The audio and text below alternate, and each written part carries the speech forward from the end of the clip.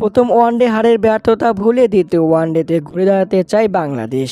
ব্যাটিংয়ে আনছে পরিবর্তন, বোলিংয়ে দেখা যাবে নতুন মুখ। প্রথম ম্যাচে পায়ে ব্যথা পাওয়ায় সম্ভবত মুস্তাফিজকে বিশ্রাম দিয়ে একাদশে ফেরাতে পারেন নাহিদ রানা বা হাসান মাহমুদকে।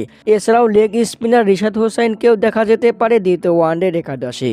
ব্যাটিংয়ে পারভেজ হোসেন ইমনকে বসিয়ে নাইম শেখ বা শামীম পাটোয়ারিকে দেখা যেতে পারে একাদশে।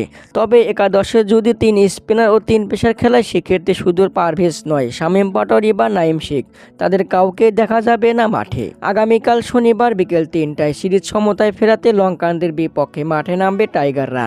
এই ম্যাচে বাংলাদেশের সম্ভাব্য একাদশ: তানজিদ হাসান তামিম, নাজমুল হোসেন শান্ত, লিটন কুমার দাস, তাওহিদ হৃদয়, মেহেদী হাসান মিরাজ, জাকির আলী অনিক, রিশাদ হোসাইন, তানভীর ইসলাম, তাসকিন আহমেদ, তানজিম হাসান সাকিব, নাহিদ রানা বা হাসান মাহমুদ। একাদশে যদি 2 স্পিনার খেলায় সেক্ষেত্রে শামীম পাটোয়ারি বা নাইম শেখকে দেখা যাবে মাঠে। প্রিয় দর্শক, দ্বিতীয় ম্যাচ জিতবে বাংলাদেশ? কমেন্টে জানান আপনাদের মতামত।